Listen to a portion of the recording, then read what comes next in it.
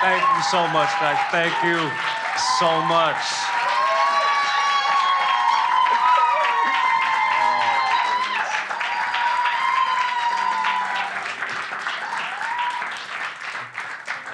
Oh, thank you, guys. I'm Vidura. I'm also the ethnic version of the wizard character in all your favorite fantasy movies. No, I'm going for a Gandalf the Brown, cocoa butter Dumbledore sort of deal. It's weird that also sometimes people like to tell me I look a little bit like a chocolate Jesus. And I see where they're coming from, but isn't it more like historically accurate Jesus, though? And I love that. I love that, because that means some of the most racist, nationalist people in the world wake up every day to pray to a brown socialist Jew from the Middle East with a Mexican name?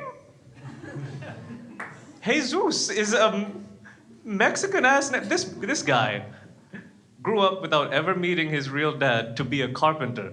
Jesus was Mexican as fuck. Apparently, he fed 5,000 people with 2 fish and 5 loaves of bread. That's not a miracle. That's a family reunion. His baby cousin had a quinceañera, and they had to make it work.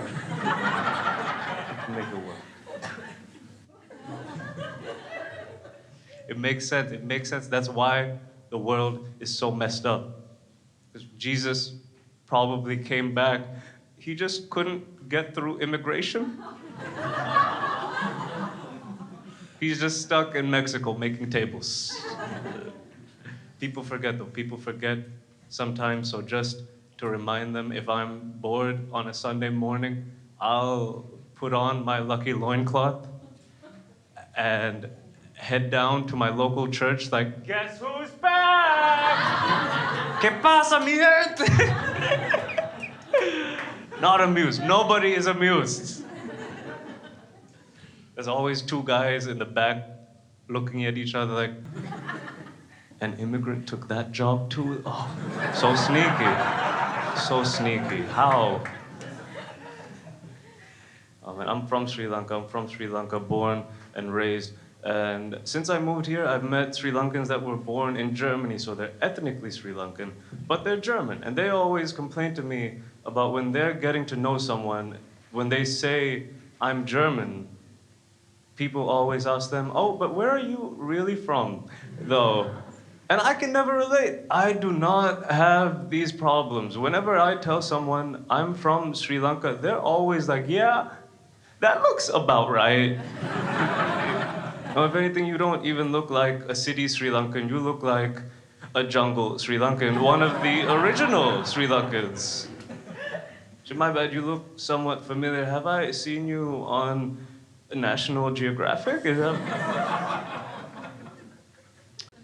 My English sounds like this because my family moved to Piscataway, New Jersey, in America. Growing up, they eventually moved us back after about 5 years because they wanted me and my little sisters to grow up in a more developed place. But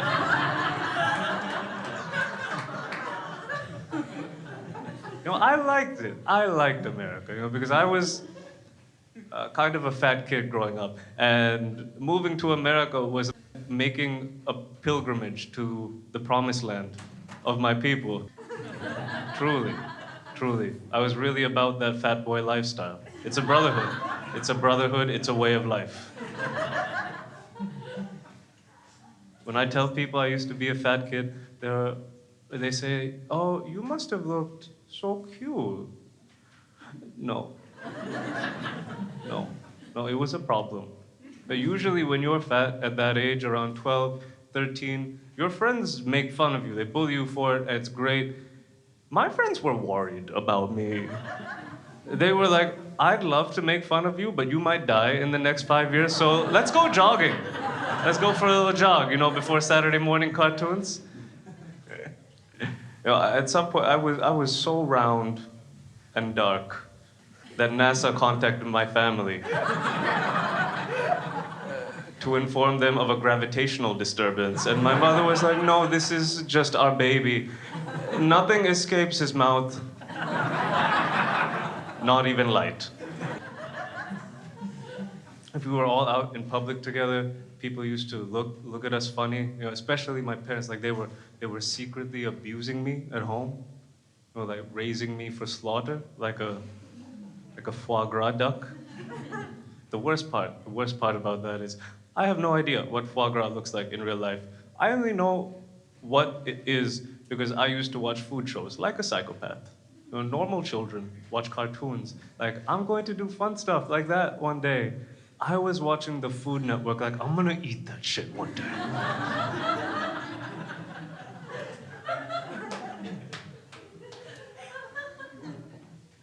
The worst part was moving back to Sri Lanka after getting fat in America because then I was fat in a developing country. Do you know how stupid you feel being fat in a country where people are starving? It's disrespectful, is what it is. Just showing off my prosperity all over the place. Every roll around my stomach was like a gold chain around my neck. It was distasteful, is what it was. Because Sri Lanka, it's one of the most beautiful places in the world, but it also has some of the worst inequality you'll ever see. It makes you feel proud and ashamed at the same time. It's like if you're dating someone that's incredibly attractive, but with a terrible personality. You show pictures of them to your friends all day. As soon as they want to meet her, you're just like, nah, man, she's sick. She's sick. It's a bad time. Her grandma died 20 years ago, but she's still beat up about it. It's just not good right now. Oh, man, like, that kid that your parents probably told you about that lives in a poor country far away and doesn't have anything to eat? I went to school with him. He was there every day making me feel guilty and out of shape at the same time. I tried to make friends with him. I was like, hey man, we should hang out after school. He was like, no man, I have work. Work? You are 8 years old. It's like, leave me alone, I have children to feed. Multiple children? Oh man. I lost the weight eventually. I was shamed into losing the weight. And not everybody. Like, my mother was always been a very kind, supportive lady. She was like, well, you shouldn't worry about all that stuff. It doesn't matter what you look like. It doesn't matter what you look like. And as a grown adult man, I can say that I have never been lied to so blatantly, before or since. Doesn't matter what I remember. I remember losing the weight and people I already knew being nicer to me every time they saw me skinnier. It's like they could feel how much more oxygen was available in the room. And it was good for me. The shame was good. If not, I would have grown up to be a very unhealthy adult. Like, body positivity is a wonderful thing. It really is. But in my family, body positivity also comes with positivity for type 2 diabetes. And that's a terrifying illness. The side effects are even worse before it actually kills you. Like, it messes with your circulation to your eyes and your hands, so you can't feel your hands and you can't see properly. And all of this is just a testament to how beautiful a thing sugar really is. If anything else did this to us, even alcohol, we would ban it immediately. For ice cream, we're like, nah, don't tell nobody. Don't tell nobody. They don't need to know. We need to protect this, it's important. I love ice cream so much, I'm lactose intolerant. And I will purchase lactase enzyme pills off of Amazon. We'll buy this condom for my intestine.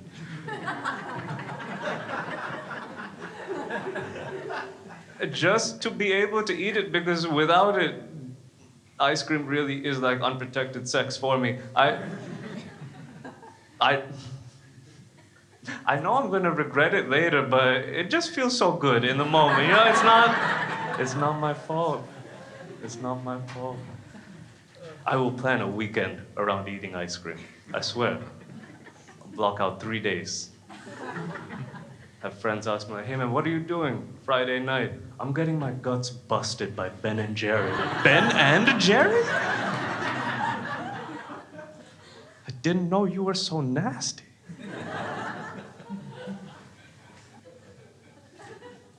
I did lose the weight eventually, too quickly. Too quickly. My mother got worried, forced me to go see a nutritionist who diagnosed me with anorexia at the time because I'm great at moderation. And people get a little upset for me when they hear that here. But you have to understand, anorexia in Sri Lanka, very privileged disease. You know the only thing that makes you feel stupider than being fat in a country where people are starving? Being purposely starving in a country where people are starving. This is the Rolls Royce of mental illness. It's getting a whole bunch of credit for something everybody around me is doing anyway, being hungry. Felt like Gandhi. I know we have Indians in the room, fuck your hero. This guy made the British leave India by speaking to English people in the only language they really understand, passive aggression. And he used the same move as every shitty roommate I've had in my life.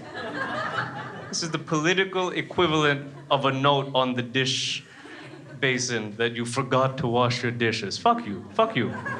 Really. Let's talk about this like adults. I had to do a project on him when I was a teenager, and I read an autobiography on him. And apparently, Gandhi wasn't even actually poor. He was born to an affluent family, and he went to the UK for law school, and then moved back to India and purposely chose to live a life of poverty. Poverty was optional for this guy. And as far as I know, poverty isn't poverty if it's optional.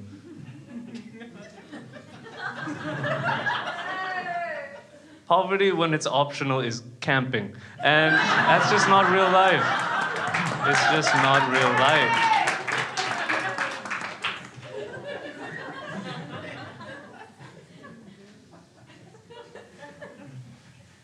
I remember when we moved home, when we moved back to Sri Lanka from America, I was very upset. I was sad to leave.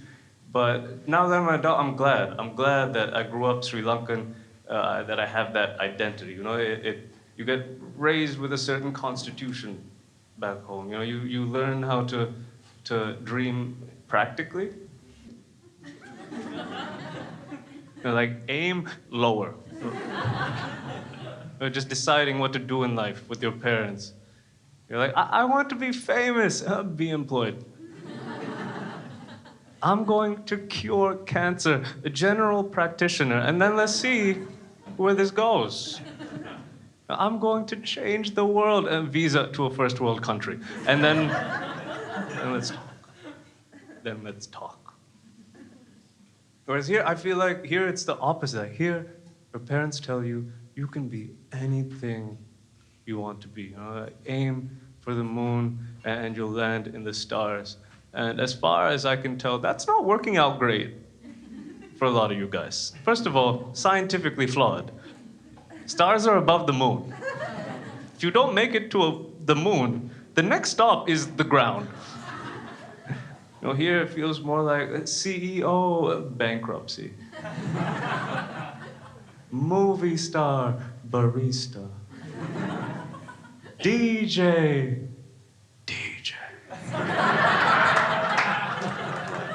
It's hard. It's rough. Now that we know each other a little bit, let's talk about my parents' divorce. So, they started getting divorced when I was 16, 17 years old. And I remember being upset about it at the time, but really it was a good thing. People look at divorce like it's a failed marriage, and sometimes it is. But if you're like my parents and you had to wake up to each other every day for 26 years, that's a success. I'm not even 26 years old. I have a hard time waking up to myself. Most days. Just get up, look in the mirror like, I've had it up to here with your bullshit. We were just on the toilet for 2 hours because you wanted to have cheese last night. You know!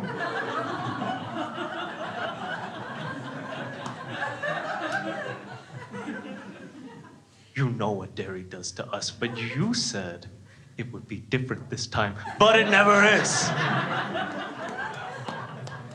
It never is with you. You know, I almost break up with myself every day. I just walk up to the edge of my balcony.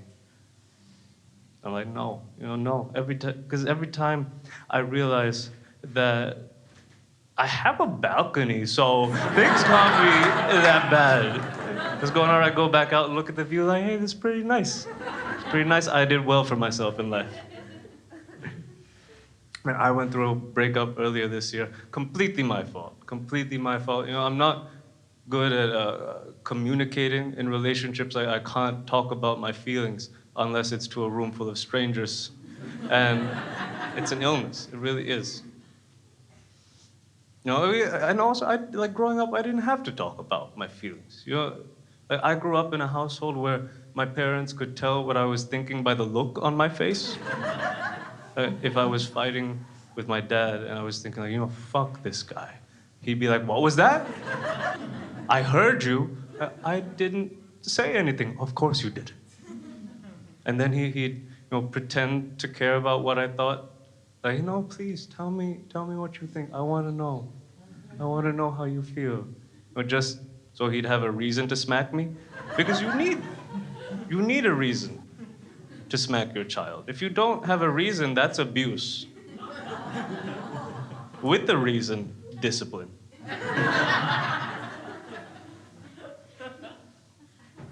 And it doesn't work. Like, I've tried a few times just to say something dumb like, this isn't fair. All I get is, what's not fair? Having to clothe and feed you. Like, what? You know your relationship with your parents is on the rocks when they start bragging about giving you basic human rights. And then it just starts a whole nother thing, where he starts telling you about how ungrateful you are compared to how difficult his childhood was. And when I was your age, I had to walk 5 kilometers through snow to get to school. Like, this is Sri Lanka. It hasn't snowed here in 200,000 years. I came to this country with $5 in my pocket. That's not even the currency. What are we?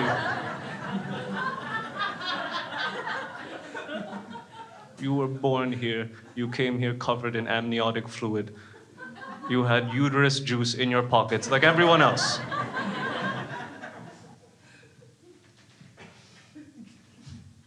I remember when we broke up, it happened at my place. She was very upset, very angry, rightfully so. And as she was leaving, she looked at me and she said, you're a selfish, self-absorbed asshole. And I didn't say this, but I was thinking like, yeah, a little bit. I mean, I'm pursuing a career in entertainment. It's not known for its altruistic personalities. She looked at me and she said, if you continue like this, you will never be happy. And I was thinking, well, I don't know about that. I mean, have you seen my balcony? Just saying, it's pretty nice. If this comedy thing works out, maybe one day I can get 2 balconies. Go out on one, look at the other, twice the happiness. Even if I have a terrible day, jump off my balcony, land on the other one, save my life.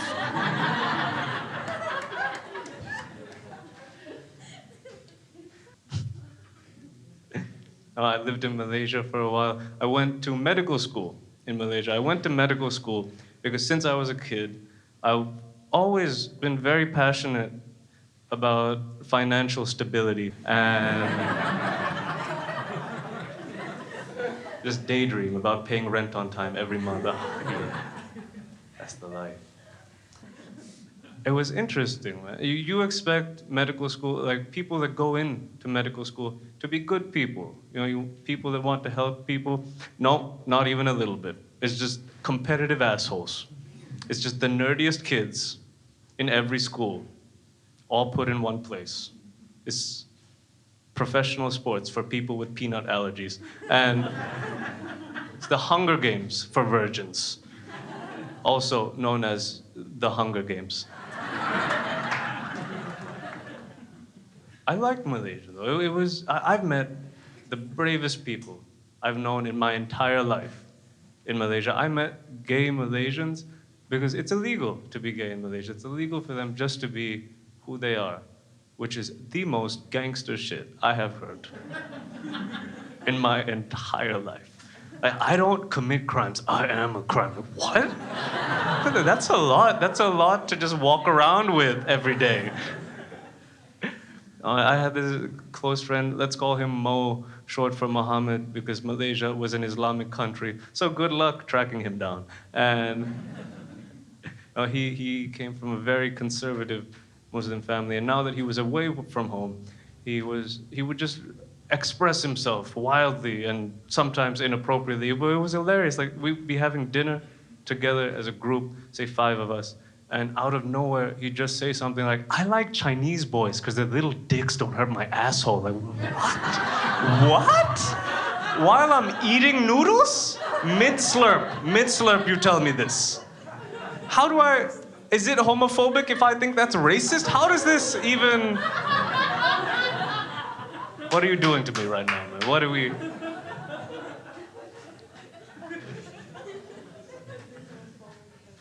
Oh man, he was a wild boy. He was a wild, wild boy. We were in the southern part, our campus was in the southern part of Malaysia, close to the border with Singapore. This guy would take 4-hour bus rides into Singapore just to be able to have sex, be in relationships, the occasional orgy, because you have to make the trip worth it. And it's so impressive. I mean, that must have been some good dick. I'm just saying. 4 hours on a bus? I don't have 4 hours on a bus, dick. No. I have 45 minutes on a train, dick, on a good day. This man was trafficking his penis.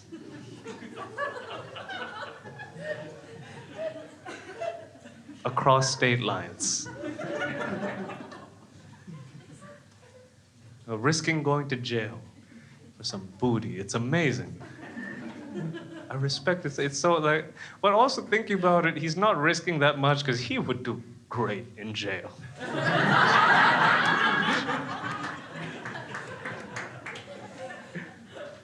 Imagine Malaysian prisons, just new inmates coming in. What are you in here for, man? Murder. You, robbery. You, I like boys. He would run the place. It would be his prison. What could you threaten Mo with? The biggest guy in the prison comes up like, I'm going to rape you in the shower. Me? Bring it on. Bring it on. How'd you know I even like that stuff? Let's role play. I'll go, drop the soap, and wait. Could make a TV show about it, call it Rainbow is the New Black. I would get my own Netflix password just for that show. I really would. I moved to Berlin after that, and I remember soon after I moved, it was May Day in Berlin. On May 1st, this celebration. I had a German friend explain to me what May Day in Berlin is all about. It's a day for Berlin's working class to demonstrate for their rights. But I'd moved here with a job. I just signed my contract, it was fresh in my memory. And I was thinking back on it and wondering, like, wait, do we need more rights? Like, I can stab my boss in the leg. He still has to pay me for 3 months. This is a beautiful country. This is the land of opportunity.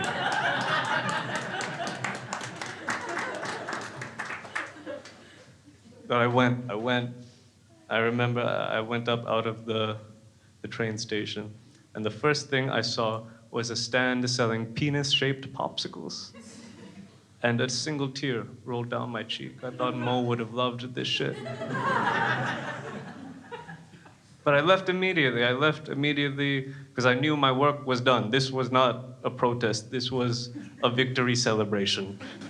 You guys got all the rights. Now you're just showing off.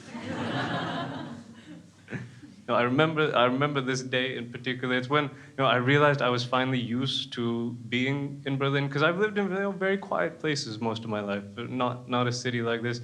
This man got in to the train in a full leather, head-to-toe gimp suit, bunny ears, and a tail.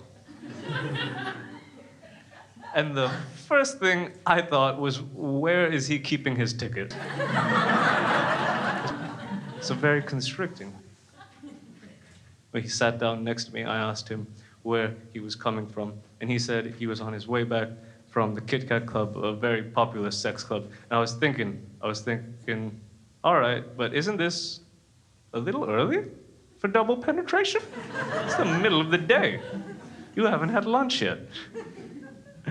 I remember that early on when I first moved here, I was confused by the city. I thought people here didn't work hard, but then I realized I was being closed-minded. People here do work hard. They just work hard at different things. People here seem to treat leisure activities like a full-time job. I had a day off work on a Wednesday, and I messaged my friend, like, hey man, you wanna get lunch or something? And he replied, nah, sorry bro, I got an orgy to be at, you know how it is. I can't say I do. First of all, terrible at multitasking, but mostly. There's something about the idea of being alone in a room full of Europeans holding whips and chains.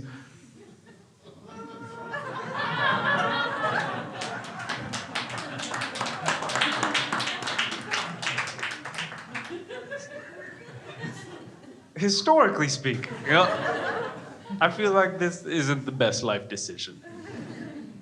He was trying to convince me. He was like, come on, man, it's on a boat. That's even worse!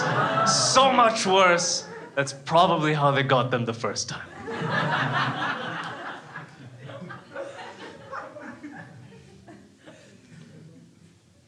I love living here, though, man. I love Germany so much, I don't like when other people complain about Germany.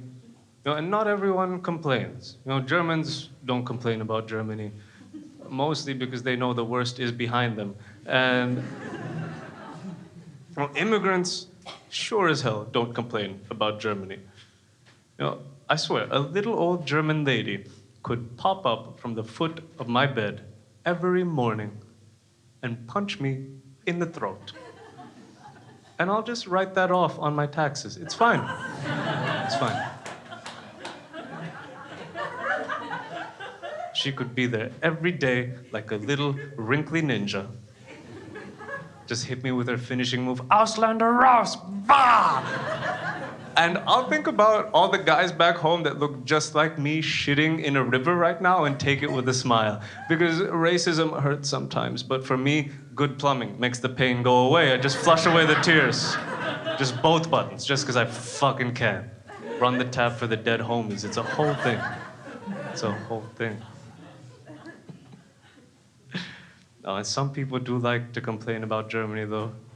Expats like to complain about Germany. You guys know expats, these people that somehow managed to mess up being born with money in a first world country bad enough that they turn 30, move somewhere else, act like they're 15, and hope no one notices.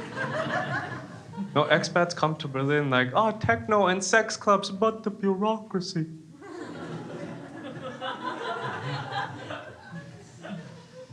Oh, immigrants come here like no war and paved roads? Yo, this is nice! How long can I submit? It's beautiful. Doesn't get better than this. I looked up the formal definition, and apparently an expat is someone that moves somewhere planning to eventually move back to where they moved from. And immigrants move to settle, which makes sense, because usually expats have nice places to go back to. And immigrants don't move back. We get deported. That's what it's called. It's the legal term. You know, like, since I moved here, like stuff people say.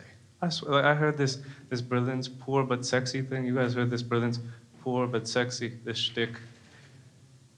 Poor compared to what?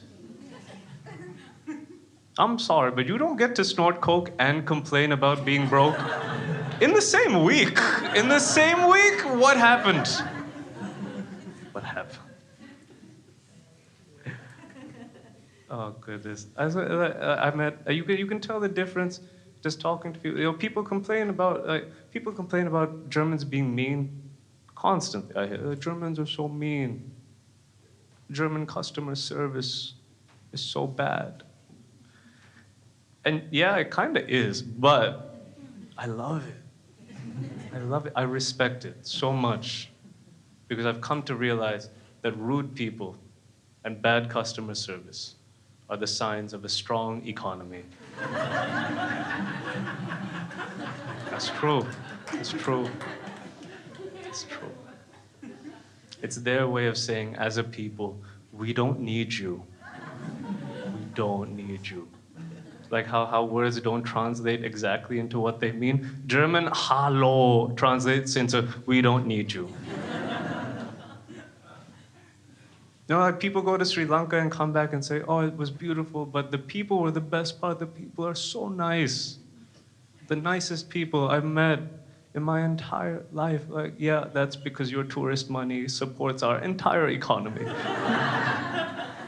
If we were half as nice to each other as we are to foreigners, I'd still be at home. Still be at home just chilling. Oh man, I can't wait. I can't wait till the day that we're self-sufficient enough to not give a fuck the way Germany doesn't. You know, people coming back from Sri Lanka, like, it was so pretty, but the people, they wouldn't even use my real name. They just kept following me around, calling me colonizer. It was uncalled for. I'm from Canada.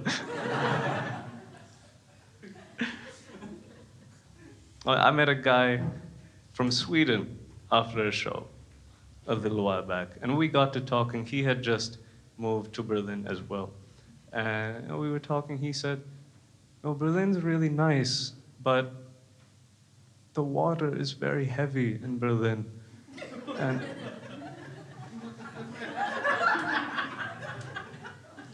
And I looked in this man's eyes. I looked in his eyes and I could see the pain. I could see the pain that this scourge of heavy water was bringing upon his soul. And I was trying to, I just met the guy. I didn't want to be confrontational, so I tried to relate. I was like, yeah, man, I don't know how much more I can take. This heavy water. Every time I take a shower, I feel the oppression against my spine. He was like, yeah, man, yeah. Heavy water, a really very high mineral content. Just trying to stay with him. I was like, yeah, man, mineral content. Yeah, I see what you mean. The water is very heavy back home too, because we got rocks in it. But same but different. Same but different.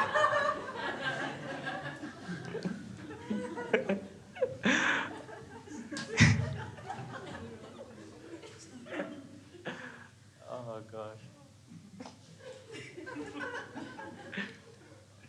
I feel like I'm not cool enough for this city. I swear. Like I go outside every day, and it looks like everyone's just competing to see who can dress the most like Morpheus from the Matrix. Like, where do you guys even find those glasses? I really like. Amazon? Is it? I only shop on Amazon, and it shows. But it's like everyone's competing to see who can be the most fashionably useless to society. It's the Special Olympics of bad life decisions. I remember seeing a statistic. Apparently, Berlin has a 10% unemployment rate. 10%.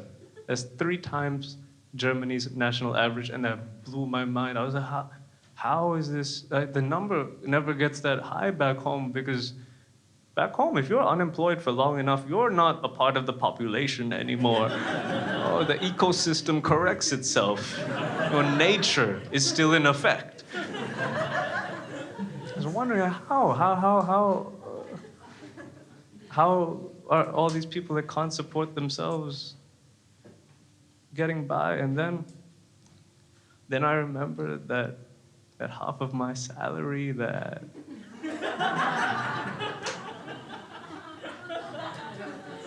isn't really my salary. Oh, it's me. It's me. This is like a reverse Angelina Jolie situation. I got the hair for it and everything. I understand why high taxes are the reason that everything is so nice here. Like why public services are so good. It's clean. It's just a warning would have been nice. I remember when my first paycheck, when I first got it, and I was so excited. I was so excited, and then I saw what had happened.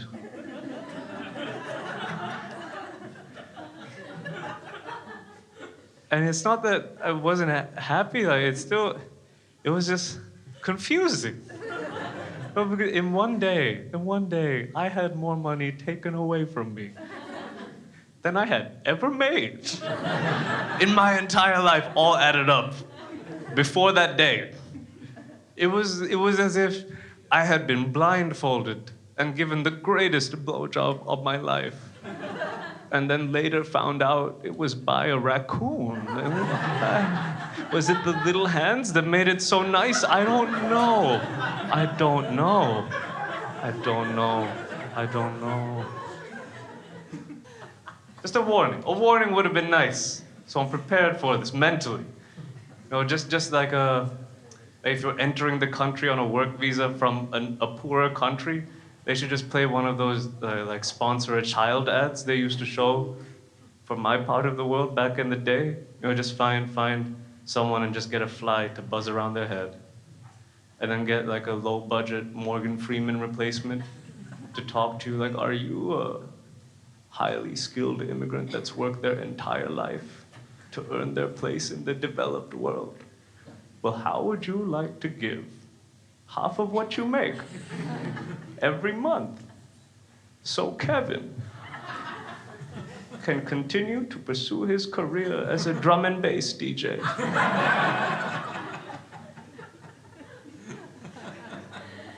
And still have enough left over to support his 2-year-old cocaine addiction. Pray for Kevin, guys. Pray for Kevin.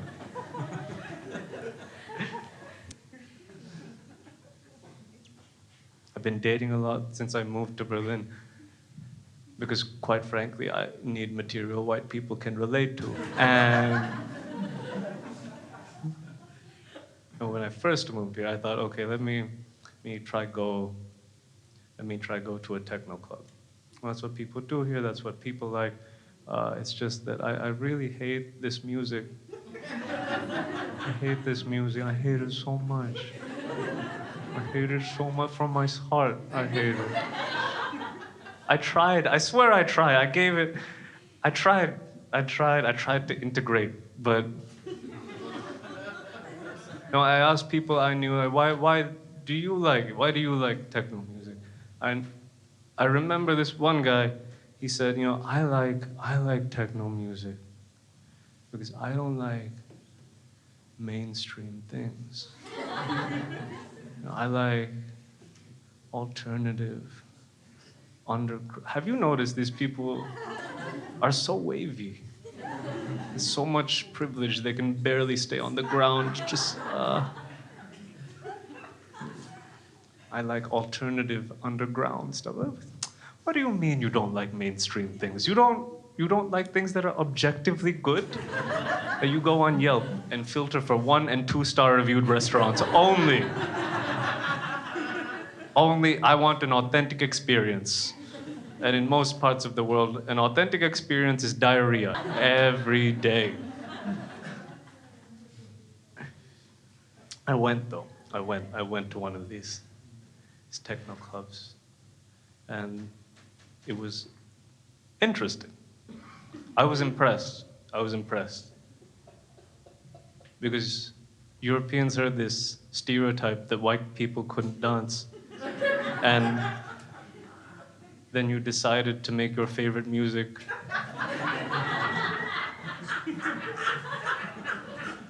something you don't need to dance to. This is how you, through all of history, I see it now. Whenever you guys are losing, you move the finish line. I see. This is the game. It's impressive. It's devious. Oh, so devious. It's not even dancing, and everyone's eyes are closed, so you can't see how bad everyone else looks. Just.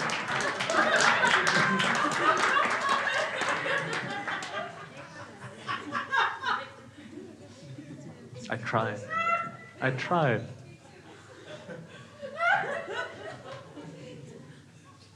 Well, people I was with, they noticed I wasn't having the best time. And one of them, very thoughtfully, came up to me and said, "No, man, you know, it's no fun unless you take this." Wait, you mean this isn't enjoyable unless I'm on drugs that force enjoyment into my soul?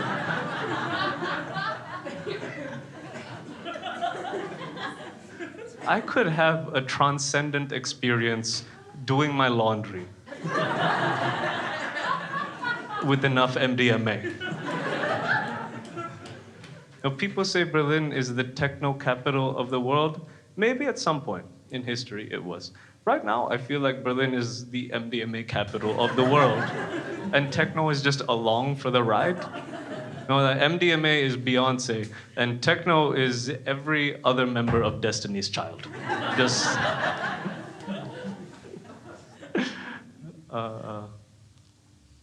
German girls were far more practical than I expected. This one girl, we got together last winter, and she broke up with me towards the beginning of summer. And I asked her why, and apparently, just straight face. Told me she was just in it for the body heat.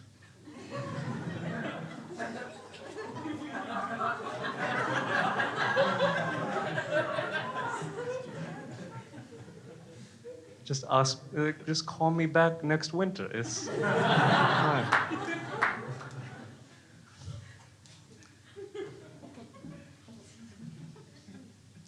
Now, I have been used as a lot of things in my life. A utility? This is a first. What do I do? Send a bill? How does this?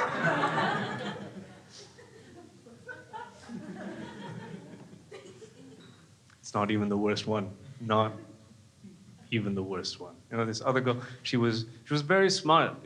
She was getting her PhD, and I liked her a lot. She used to ask very intelligent questions about my culture, about Sri Lanka, about home, and I thought it was really cool until I found out she was writing her thesis in South Asian studies.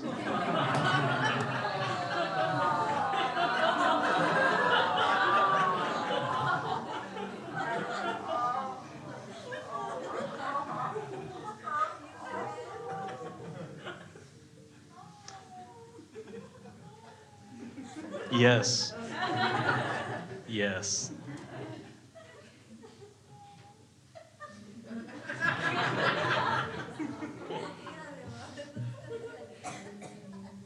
And I found it. I found her thesis. I found it.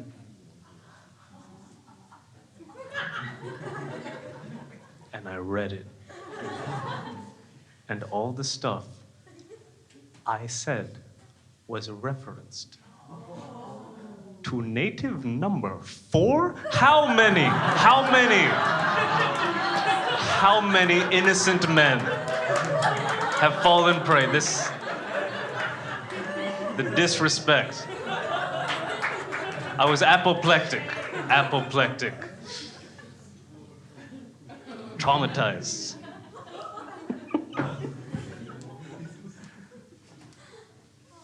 And I realize people learn about other cultures to be thoughtful. At a certain point, the shit's just creepy, people. It's creepy. At this point, I prefer ignorance. The less you know or care about my culture, the more attractive you are to me.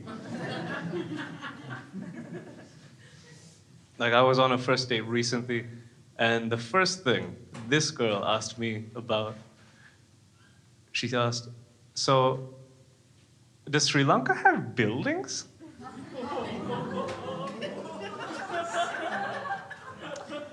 This is my kind of girl, all right. I can work with this. I can work with this. So I just went with it. Just went with it. I told her the story of my childhood according to the plot of the Jungle Book. I keep pictures of my dogs in my wallet. I just took them out like, so that's Mama, that's Papa. It's a hard time at home right now. Uncle Baloo's got the mange. It was rough, but we always had the bare necessities. We got by.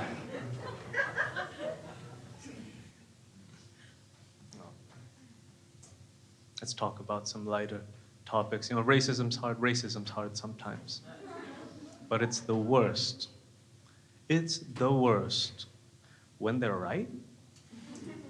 Like when I'm getting to know someone, before I even tell them what I do for a living, they'll eventually ask me, oh, so do you work in IT? But I can't really be mad because, yeah, I do work in IT. Go fuck yourselves. Go fuck yourselves. Sometimes I try to get out of it. Oh, they ask, what do you do? I say I'm an engineer. Oh, what kind? Software. Got you, you sneaky. You thought you were sneaky. Oh, but that's subtle. It's very subtle. Racism is so much more fun when it's overt. It's a whole interaction. It's only happened to me once since I moved here. I was on the way back from a show, another comedian, and this older German man was sitting across us in the train, and he just started scolding me out of nowhere, and my friend translated for me, and apparently he was saying how people like me are coming to Germany and stealing jobs, and we're only here to exploit Germany for its resources.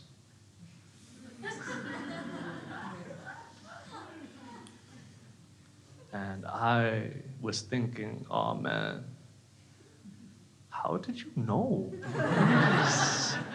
Did someone let you into the immigrant WhatsApp group? Like, what's it? That's where the master plan is. What else would I be here for? What, you think I left Sri Lanka for Europe for your vibrant culture and delicious food? Get over yourself. Get over yourself. No, I get why this guy would be angry at me, but like, his situation. If I was born in Germany and it just didn't work out for me. I ended up old and poor, and then everyone I knew was telling me about these immigrants that are coming into my country, and these unruly people from the East, and they're the reason. It's their fault that my life sucks so much. And then saw me out in the wild. I'd be thinking, oh shit, I think I found their leader. This fucking guy. Let me give him a piece of my mind. And it's unfortunate. It's unfortunate, because poor white people and most brown people really share a common enemy, really rich white people. Really rich white people did everybody dirty. They're the reason growing up I didn't know poor white people existed. Because I only really saw white people on TV and movies, and they just wrote poor people out of those completely. Like, even if there was a homeless guy, he'd always be happy? No, that's not real life. I was watching TV and movies when I was a kid thinking, like, man, all these guys got balconies. Like, at least 2. For sure. For sure. No, but rich, hateful people, I don't understand how you can have everything you want and still be angry at the world. You wake up in your mansion and you get carried down to your breakfast table because you're too rich for your feet to touch the ground before you've had pancakes. And you sit down and you get orange juice, fresh squeezed orange juice brought to you from your plantation. Because of course you have a plantation. Just to remind you of the good old days, You just take a sip, like, the only thing that would make this better? If the gays couldn't marry. Like, what, dude? Do you need a hug? What's wrong? What's wrong? Why are you even thinking about gay people as soon as you wake up? It sounds like you want some dick, is what it sounds like. I'm just saying, if you do, I know a guy. He is all the way in Malaysia, but trust me, he doesn't mind traveling. He doesn't mind traveling.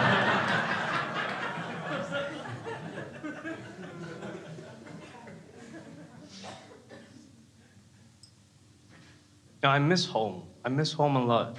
I get excited just meeting people from Sri Lanka. I met a guy recently, and we got to talking. I asked him what he does for a living. And he said he's the bassist in an anarchist punk band. And immediately I knew this guy's a little different. I was like, no, man, what's your job? What do you put on your resume, not your Tinder profile? And he was offended. He was like, no, man, you shouldn't worry about that stuff. Income, employment. You should just go with the flow. Just go with the flow, and the universe will provide. Hand motions and everything. And to that, I say that the universe is a weird nickname for your rich parents. I don't know how that works. I don't care how spiritual you are. You can't meditate away rent. That's dangerous. I've tried. It doesn't work. That's how homeless people happen. It's questionable behavior. He was very upset with me. He was like, no, man, you don't understand. When my band makes it, I'm going to move out to the middle of nowhere, just get away from it all. Get away from it all. And this is the stupidest shit. Have you noticed these people that think they can live out in the middle of nowhere? Same people. Can't eat the same thing 2 meals in a row because they need variety in their life? Same people. Don't eat meat, but do a bunch of coke on the weekends. Because cows' lives, very important. Colombians, not so much apparently. Not so much apparently. Priorities, And he was like, no, man, you sound so boring. What, you don't like being in nature? You don't like nature? And I took offense to this. I'm from Sri Lanka. I'm from a tropical island. I love nature. I just have standards for my nature. This past summer, I was taken by some friends taken is the operative word. To one of these abominations Europeans call a beach? Who are we trying to fool here, people? Why are we lying to ourselves? This is rocks next to water. It's giving beaches all over the world a bad name. No, and I need to wade through pointed rocks. Not even flat rocks, pointed, malicious. This is nature telling me to stop. And yet I'm told to keep going. Into water that is somehow still cold in the summertime? Your water doesn't know physics? Is this the heavy water the guy was talking about? What is...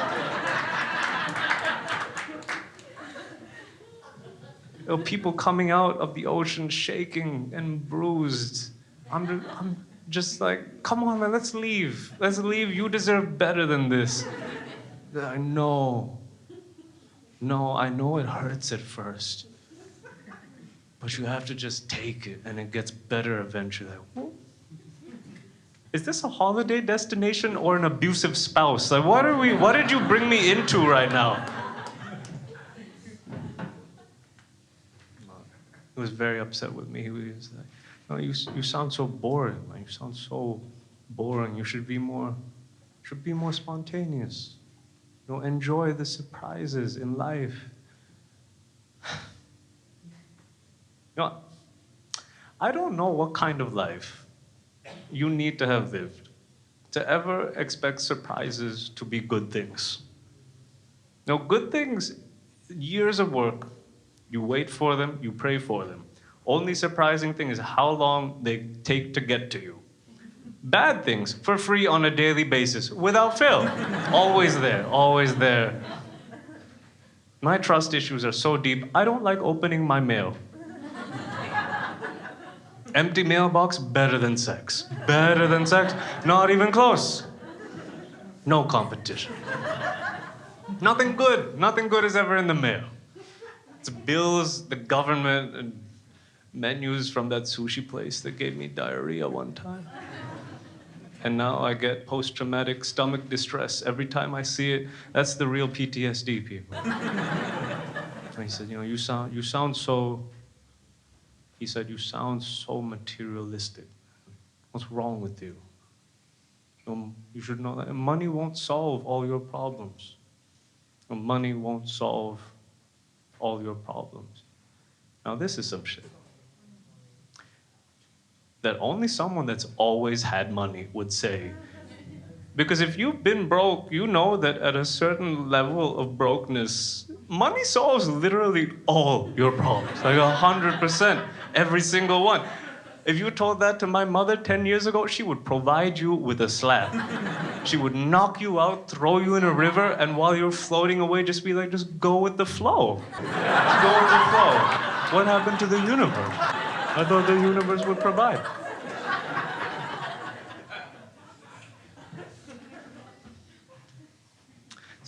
It's been a rough couple of years back home. We had a civil war that ended in 2009. We almost had 10 whole years of peace, but then there was a bombing that happened last year on Easter Sunday. If you guys didn't hear, it was a bombing on Easter Sunday, coordinated at different places around Sri Lanka, targeting our Christian community. And I found out the Monday after. My mother called, told me what happened, and the family and friends were all safe. And then I went on CNN's feed for the day just to get some basic facts on the situation. And the first thing I saw on CNN's feed the Monday morning after the Sunday attacks was that a new species of jellyfish-like creature called a sea squirt had recently been discovered in the Indian Ocean. And I saw this and I was reassured. I was reassured because at least I knew that no foreigners had been found in the casualties. I knew they were all right, and that's important. Just found it strange because a week before that, the Notre Dame Cathedral, no people, building, European building, not even the whole thing, just the pointy part, started dying, and in 2 or 3 hours, the whole world lost its shit. But 300 people died in Sri Lanka on a Sunday. And the next day, someone at CNN was still like, yo, these jellyfish, though, they're so whimsical, so colorful. Don't worry about Sri Lanka. Brown people be dying. That's what they do.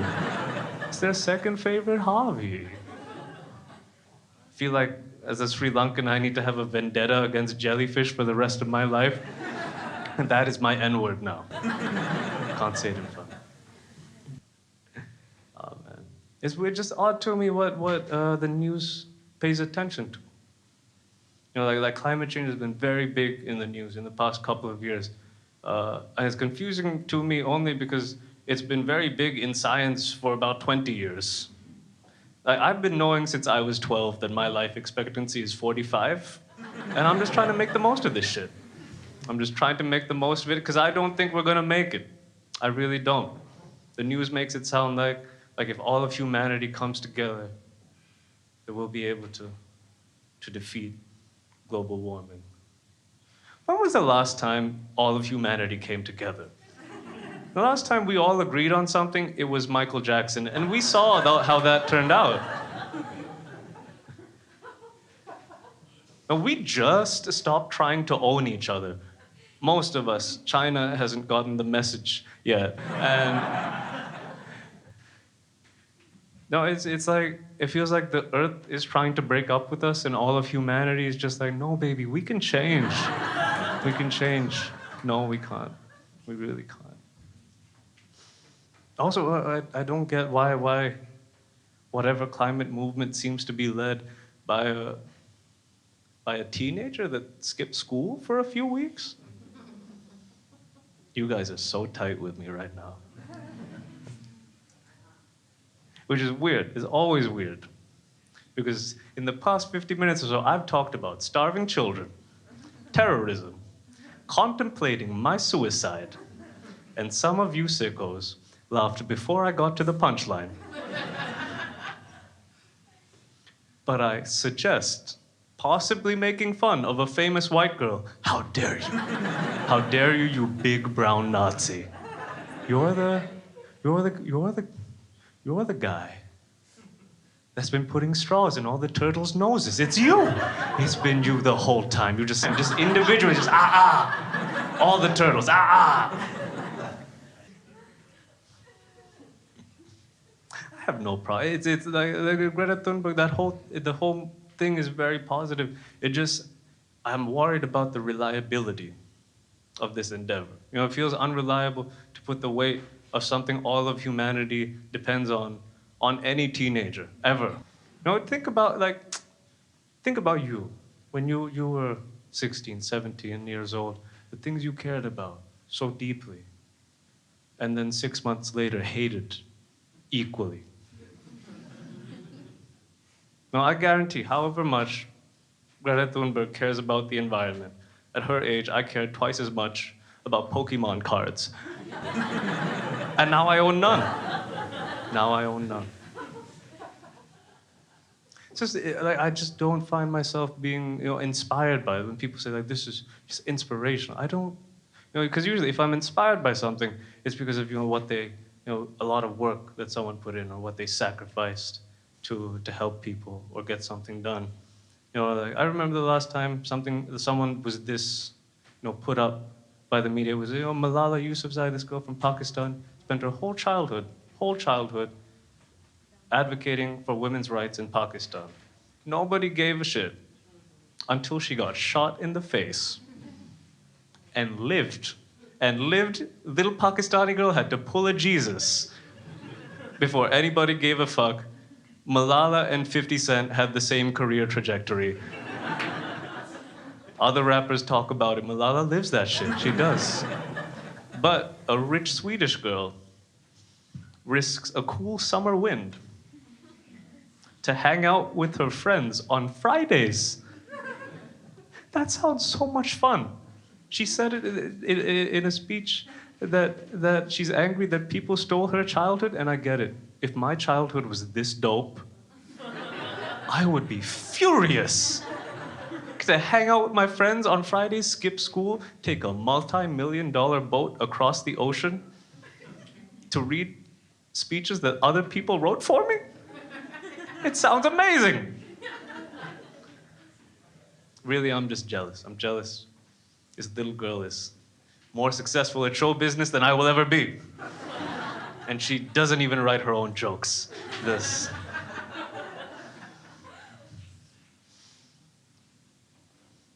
Also, this feels like something that could only have happened in Sweden. No, anywhere else. If you're skipping school every Friday to protest, you're protesting your way to a minimum wage job. And this is Sweden, so minimum wage, probably nicer than being a doctor, most places in the world. Or say she even went to jail for disturbing the peace or something. Jail in Sweden, probably nicer than freedom. Most places in the world. It's probably furnished by IKEA. You get those meatballs every day for lunch. Amazing. Sweden is the only place I could go and be convicted of murder and have my quality of life improve.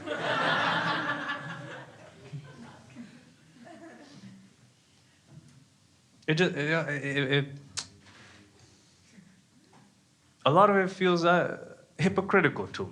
You know, like even with the bombings, you know, a month after they happened, by that time, the Notre Dame Cathedral had raised over $1 billion for its restoration.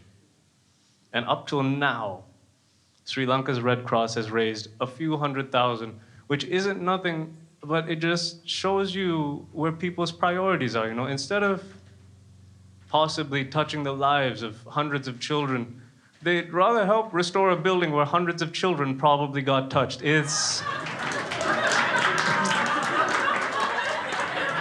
don't know. It's conflicting.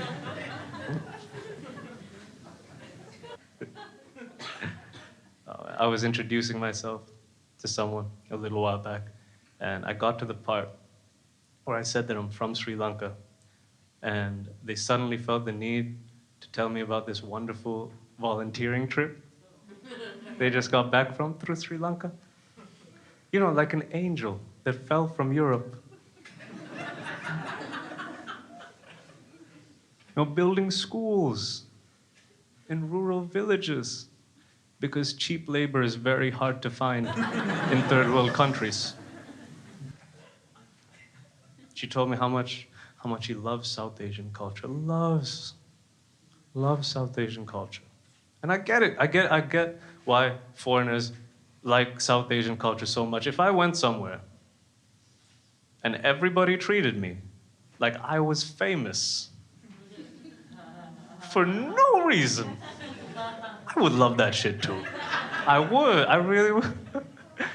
In Sri Lanka, every guy that looks like Ed Sheeran gets to feel like Daenerys from Game of Thrones. Every time I'm back, I'm just trying to remind people, like, hey, you know they don't own us anymore, right? This guy is from Portugal. He's probably poorer than you. What?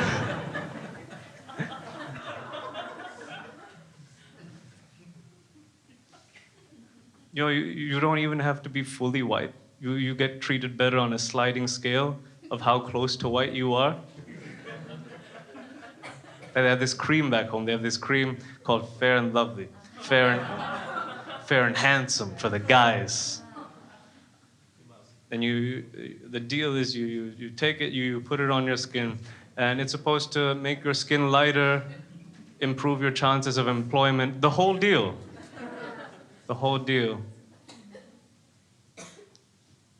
And I might have tried it once or twice. It's a foolish child. Foolish child was like, all right, this is gonna solve all my problems. And the closest it got me to feeling white was give me eczema. And I was very unhappy. But it was good. I was grateful for having dark skin for the first time in my life. You know, because at least it's durable. You know, like maybe some ignorant people, some parts of the world don't like it. But if you're pale enough and you get too close to the equator. The sun comes out from behind the clouds like, hey, what's up, motherfucker? What are you doing here? What are you doing? I thought I told you not to come here no more. Is that you and your family? How would you like to die right now? Kill you and your family, give them all skin cancer. Well, racism's a bitch, but melanoma kills. You know, she was on her gap year. Her gap year. You guys know gap years. There's this great migration people go on between finishing school and never achieving anything in life. Where they go visit the countries that their countries used to own just to check up on us. It's so thoughtful, so nice, makes me feel so safe to know that uneducated teenagers are protecting me. I need it, I really do. A gap year though, like a whole year off of life. Because growing up as a teenager in the developed world is so stressful sometimes. The avocado shortage of 2015, heroes. All of you. The stress of picking between all these opportunities, like, should I go to university for almost free?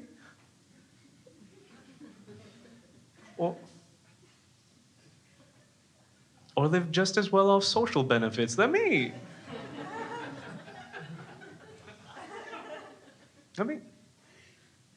go to Thailand and find out. That's where the answers are. I'll just put my hand on an elephant's nose and let the knowledge flow into me. Yes! Ah, the source of my power. Ah, somebody take a picture. Somebody take a picture!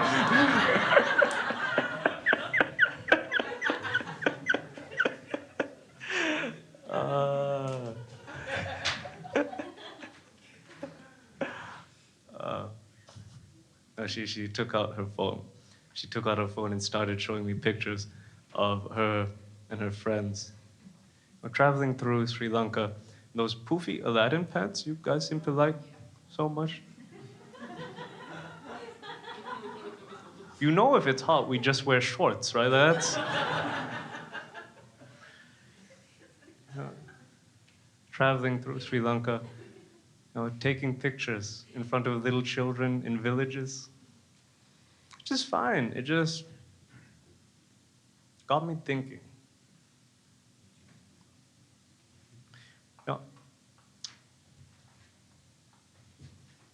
I wonder what would happen if I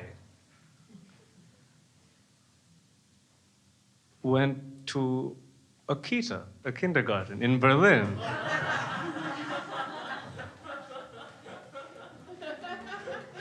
Just snuck in there, and started trying to take selfies with little German children. Just chase them around like, no, I want to be your friend. Just round them up into one corner like, come on, kids, 1, 2, 3, Allahu Akbar.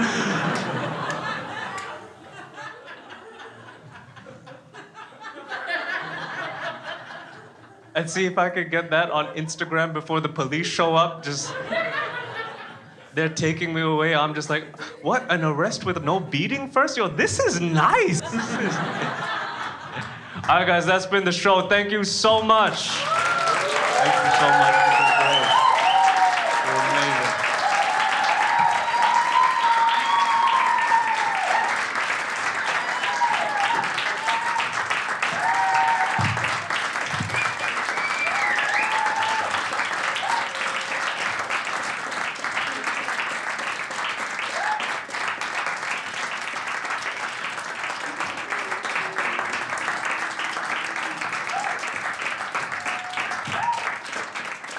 This is nice.